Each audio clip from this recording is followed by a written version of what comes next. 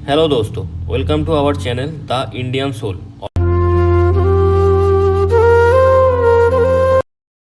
और मेरा नाम है शुभो और आज हम लोग पढ़ने वाले हैं foreign policy under PV Narasimha Rao and I K Gujral. तो ये पहला वाला जो फोटो है ये पीवी नरसिम्हा राव जी का है और दूसरा वाला फोटो आई के गुजराल जी का। तो हम शुरू करेंगे पीवी नरसिम्हा राव जी से। पीवी नरसिम्हा राव 1991 से 1996 तक as a prime minister India को सर्व किए।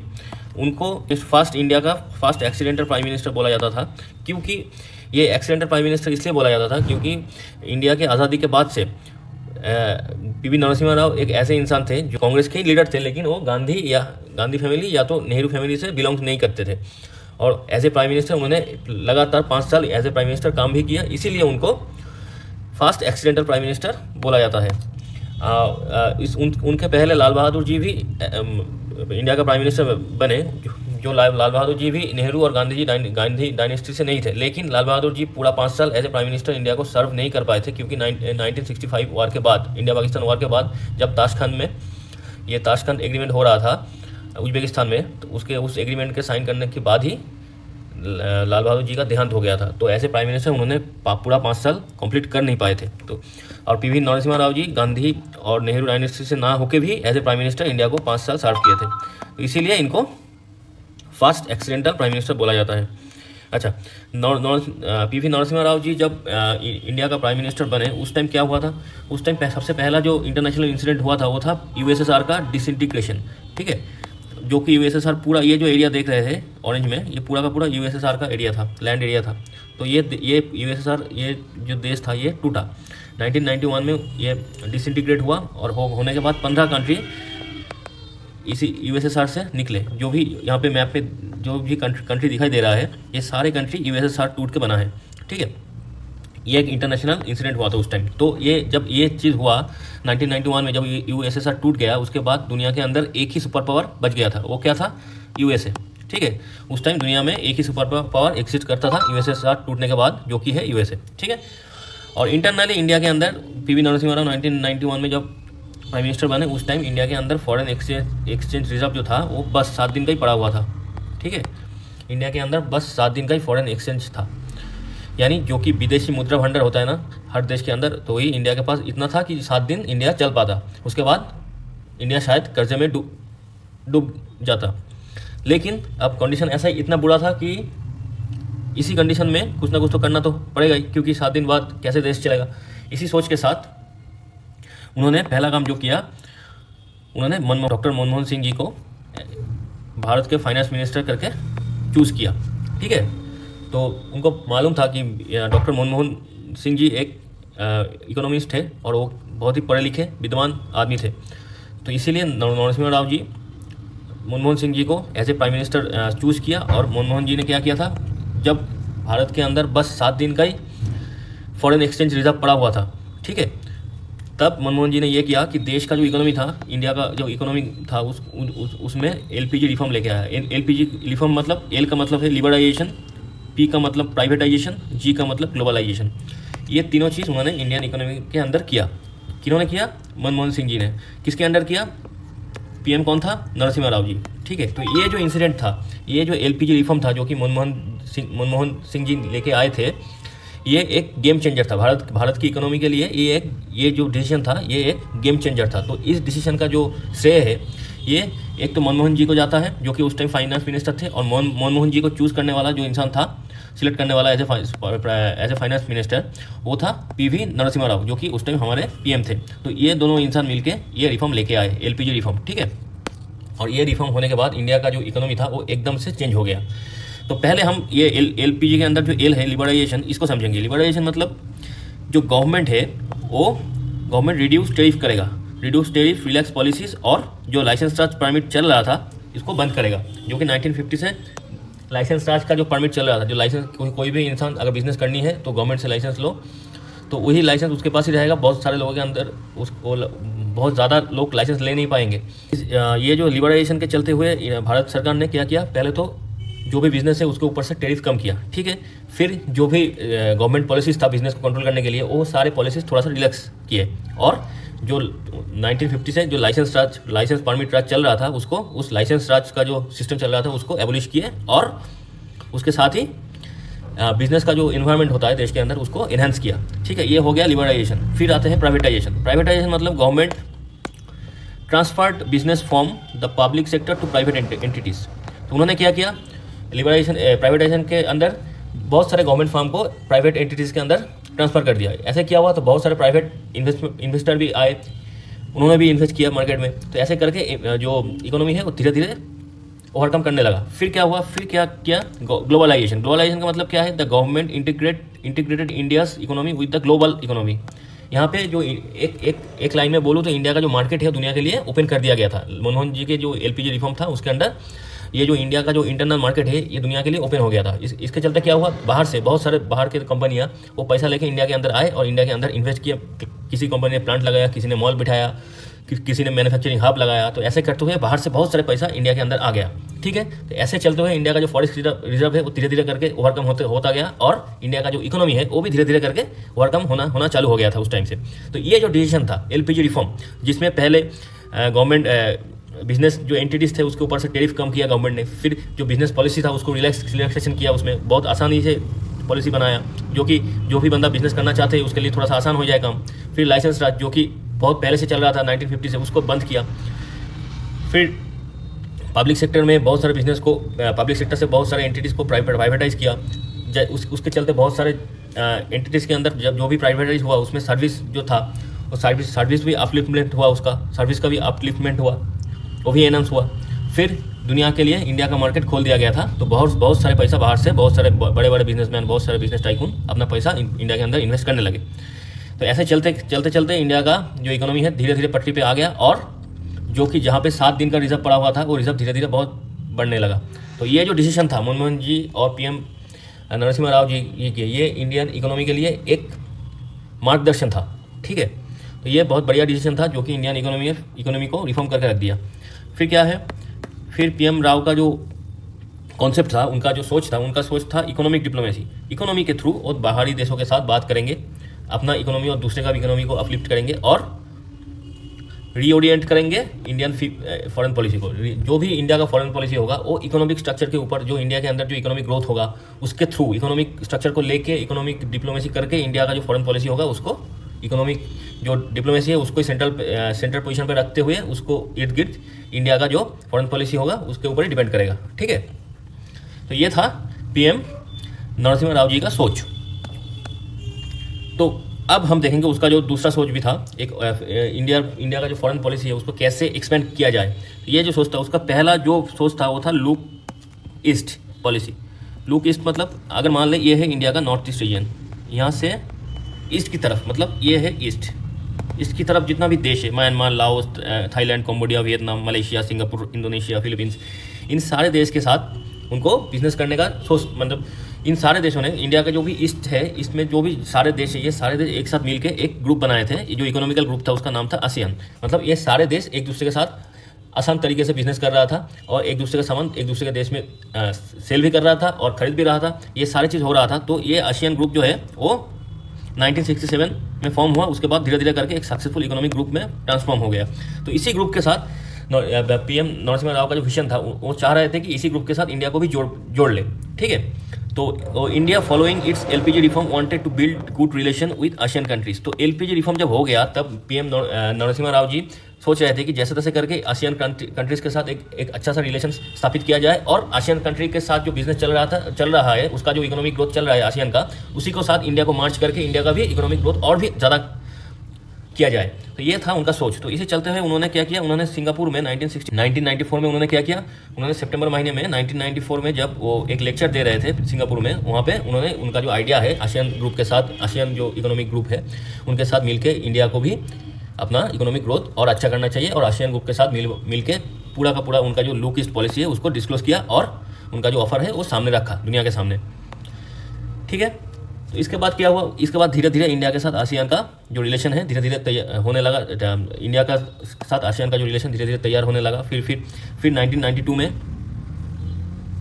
एक तो 1994 में जब ये उनका जो ये लेक्चर आया था उसके पहले 1992 में इंडिया एक सेक्टोरल डायलॉग पार्टनर था, बना लिए गए थे, जो कि कुछ सेक्टर में इंडिया के साथ आसियान ग्रुप के अंदर इंडिया बात भी कर सकता है, कुछ बोल सकता है। उसके बाद 1994 में जब ये पीवी नरसिम्हा राव जी ने उनका जो इच्छा है, उनका जो जो गोल है, जब दुनिया के सामने रखे, उनका जो आसियान इकोनॉमिक ग्रुप के साथ मिलकर जो काम करने का जो ऑफर है, जो भी सोच है, तो वो सोच जब सबके सामने आया, फिर 1994 में ये उनके एक लेक्चर के थ्रू उन्होंने ये सब बात दुनिया के सामने रखी।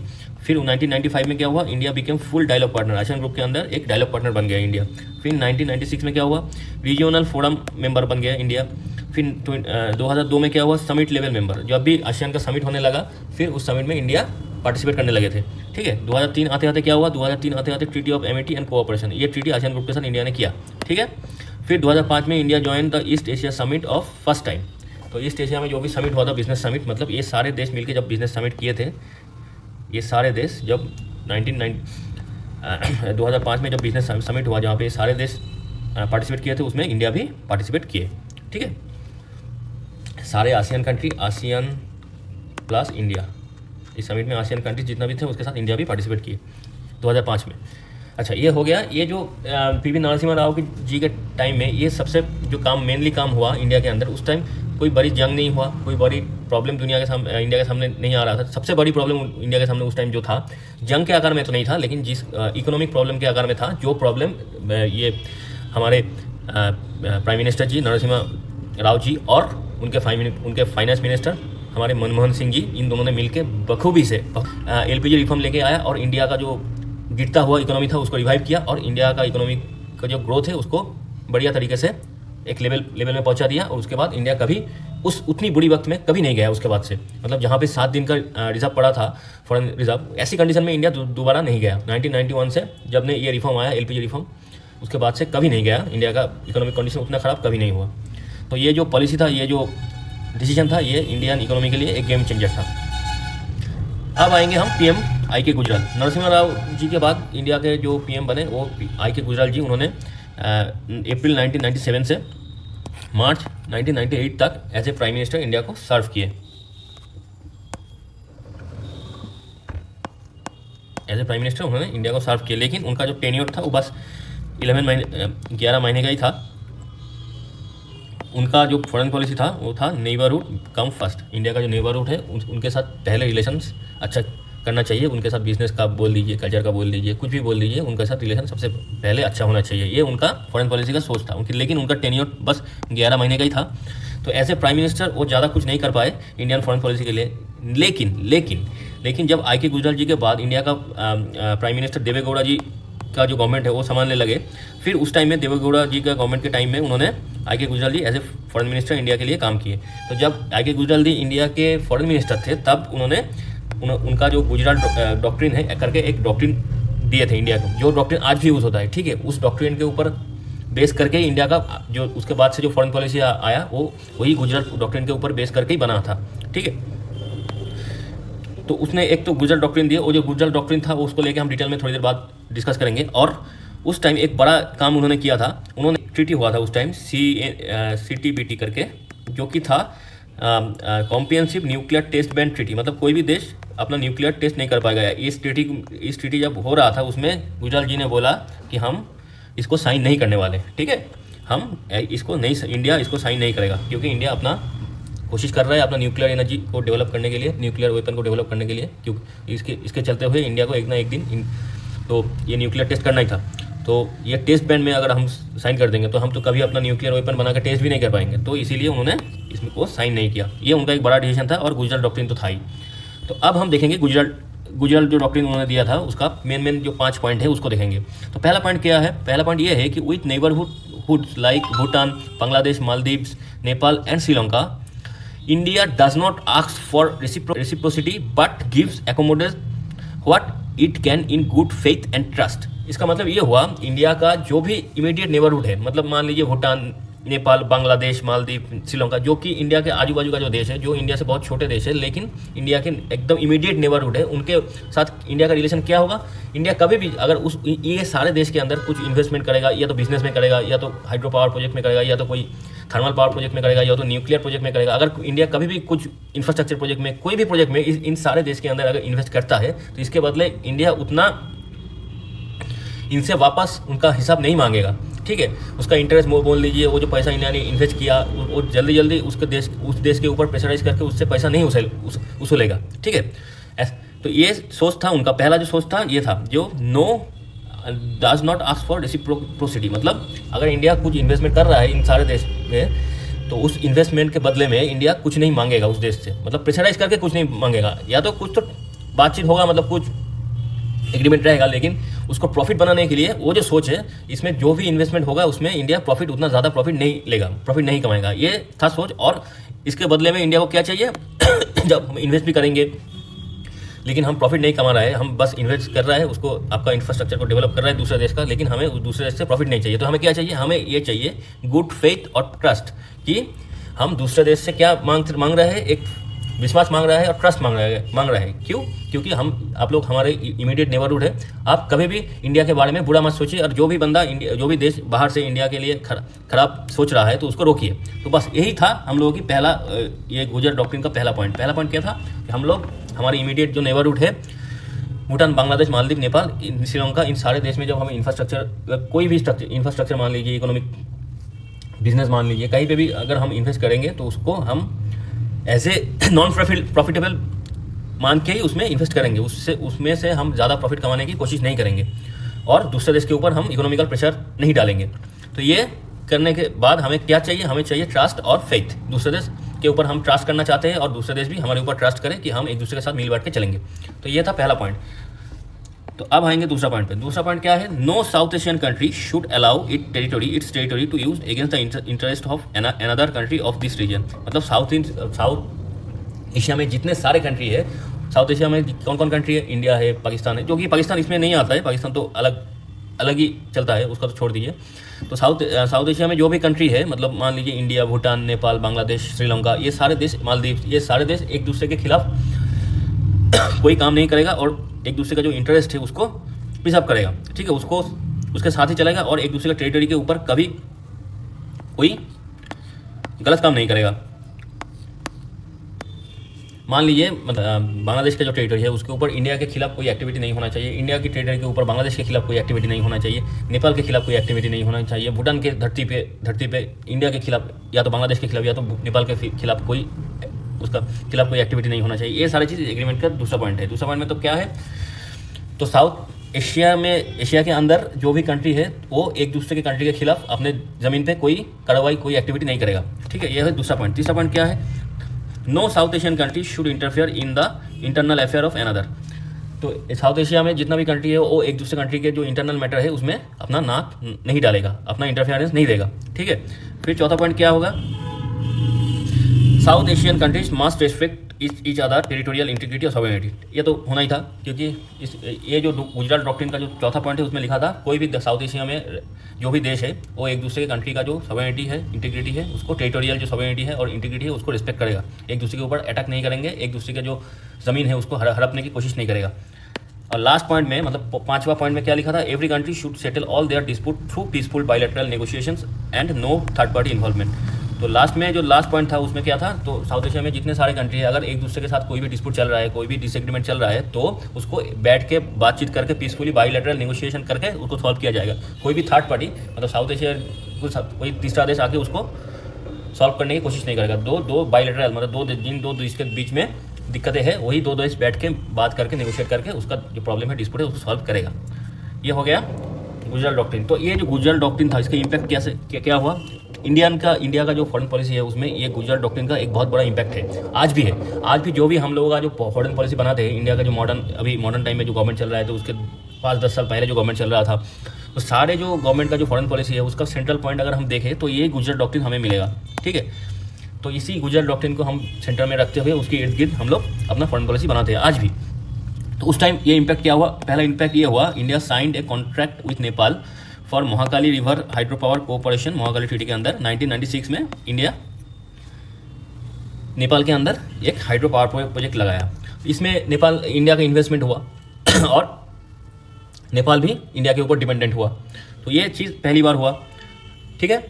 क्योंकि नेपाल के अंदर जो भी हाइड्रो इलेक्ट्रिसिटी आएगा वो इंडिया का जो इन्वेस्टमेंट है उसी से आएगा, तो नेपाल इंडिया के ऊपर डिपेंडेंट हुआ और इंडिया का जो इन्वेस्टमेंट हुआ उसके बाद नेपाल से हम लोग थोड़ा सा कम प्राइस में वही इलेक्ट्रिसिटी खरीदने लगे, तो दोनों का ही प्रॉफिट हुआ, इंडिया का भी हुआ, एक अच्छा नेबर भी मिला, एक गुड रिलेशन भी मिला और नेपाल को इलेक्ट्रिसिटी भी मिला। फिर क्या हुआ उसके 3 महीने बाद, उसके 3 महीने बाद बांग्लादेश के साथ जो गंगा निभार का पानी जो वाटर शेयरिंग का जो कॉन्फ्लिक्ट चल रहा था वो भी सॉल्व हो गया, ठीक है। 1996 97 तक ये प्रॉब्लम सॉल्व हो गया। जो गंगा नदी इंडिया से मतलब पहले यूपी, फिर बिहार, फिर वेस्ट बंगाल होकर जब गंगा नदी बांग्लादेश के अंदर जाती है तो उसमें वाटर शेयरिंग का एक कॉन्फ्लिक्ट बहुत पहले से चल रहा था, कितना वाटर हम लोग बांग्लादेश को देंगे, कितना अपने पास रखेंगे, ये एक कॉन्फ्लिक्ट चल रहा था। तो वो भी रिसॉल्व हो गया उसी के टाइम, ये गुजरात डॉक्ट्रिन के थ्रू। फिर क्या हुआ, श्रीलंका के साथ इंडिया का जो कोऑपरेशन है वो भी इनहेंस हुआ, डिपेंड हुआ। उसके बाद क्या हुआ, उसके बाद it also help India to achieve a much needed good image in South Asia, specially after the interventionist mishap during the 1980 during Rajiv Gandhi.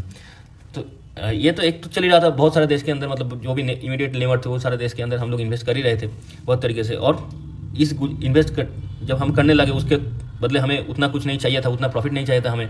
ये जब होने लगा, ये होते होते धीरे धीरे करके इंडिया का जो इमेज है वो भी डेवलप होने लगा साउथ एशिया के अंदर, क्योंकि राजीव गांधी जी के टाइम में इंडिया ने बहुत सारे एक्सटर्नल देशों की, बहुत सारे बाहर की देशों की इंटरनल मैटर में घुसे थे। जैसे कि श्रीलंका में पीस कीपिंग फोर्स भेजे थे राजीव गांधी, फिर मालदीव के अंदर कूप को रुकवा दिए थे, जो कि बहुत सारे इंसिडेंट अच्छे के लिए ही थे। लेकिन एक दूसरे देश के अंदर जब भी आप इंटरफेयर करोगे, फिर सिसिल्स में भी कूप को रोक दिया था। जब दूसरे देश की इंटरनल अफेयर में आप इंटरफेयर करोगे तो आपका एक टैग हो जाता है कि आप दूसरे देश के अंदर इंटरवेंशन करते हो उसके मैटर में।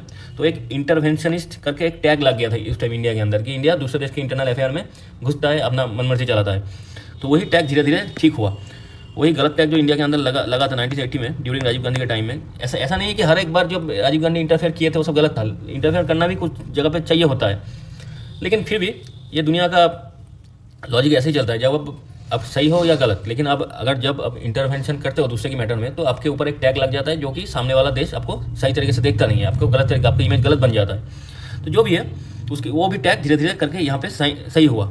गुजरात डॉक्ट्रिन के चलते जब हम लोग अपना इन्वेस्टमेंट बाहर नेबरहुड में करने लगे तो उनका भी भरोसा हमारे ऊपर ज़्यादा हुआ, तो हम भी उनके ऊपर ट्रस्ट करने लगे, हमारे ऊपर उनका भी ट्रस्ट एनहांस होने लगा। तो ये करते हुए तो इंडिया का एक अच्छा इमेज बना साउथ एशिया में। ये गुजरात डॉक्ट्रिन को फॉलो करते हुए इंडिया ने, हमारे भारत ने इसी गुजरात डॉक्ट्रिन को अपने फॉरेन पॉलिसी में अप्लाई करके धीरे धीरे करके अपना इमेज ठीक किया। तो आज का लेक्चर इतना ही। आज के लेक्चर में हम लोग पीवी नरसिम्हा राव के उसके टाइम का जो इकोनॉमिक रिफॉर्म हुआ था उसको समझ लिए, और गुजरात डॉक्ट्रिन जो आई के गुजरात की में जो गुजरात डॉक्ट्रिन आया उसका इम्पैक्ट कैसे हुआ, तो ये सारी चीज़ हम लोग आज पढ़ लिए, समझ लिए, ठीक है। तो आज का लेक्चर इतना ही। अगर आप लोगों को हमारी कोशिश अच्छे लगे तो हम लोगों की चैनल को सब्सक्राइब कर दीजिएगा और वीडियो को लाइक कर दीजिएगा और जितना हो सके वीडियो को शेयर कर दीजिए। और आज के लिए इतना ही। थैंक यू, गुड नाइट, जय हिंद।